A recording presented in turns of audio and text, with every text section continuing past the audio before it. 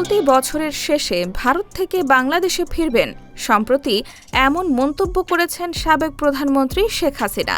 এর মধ্যেই ভারতে তার অবস্থান ও বাংলাদেশ ভারত সম্পর্ক নিয়ে দেশটির সংসদীয় কমিটির একটি প্রতিবেদন সামনে এসেছে। ভারত বাংলাদেশ সম্পর্কের ভবিষ্যৎ শীর্ষক প্রতিবেদনে বলা হয়েছে, মানবিক বিবেচনায় শেখ হাসিনাকে ভারতে আশ্রয় দেওয়া হলেও সেখান থেকে রাজনৈতিক কর্মকাণ্ড পরিচালনার অনুমতি নেই তার। প্রতিবেদনে আরও বলা হয়েছে, বাংলাদেশ সরকারের পক্ষ থেকে শেখ হাসিনাকে প্রত্যর্পণের অনুরোধ জানানো হয়েছে। বিষয়টি ভারত সরকার যথাযথ আইন ও প্রতিষ্ঠিত নীতির ভিত্তিতে পর্যালোচনা করছে।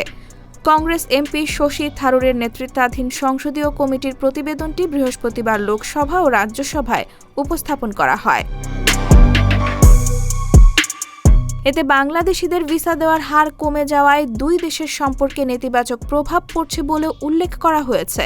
পাশাপাশি ১৯৯৬ সালের গঙ্গা পানি বণ্টন চুক্তির মেয়াদ শেষ হওয়ার আগে পুনর্নবায়নের উদ্যোগ নেওয়ার সুপারিশ করা হয়েছে। বাংলাদেশের সংখ্যালঘুদের নিরাপত্তা, চীনের ক্রমবর্ধমান প্রভাব এবং সীমান্তের কাছে চীনা সহায়তার অবকাঠামো উন্নয়ন নিয়েও উদ্বেগ জানিয়েছে কমিটি। প্রতিবেদনে বিএনপির নির্বাচনী বিজয় ও তারেক রহমানের প্রধানমন্ত্রী হওয়াকে ভারত ইতিবাচকভাবে দেখছে বলেও উল্লেখ করা হয়েছে। M1 TV news desk.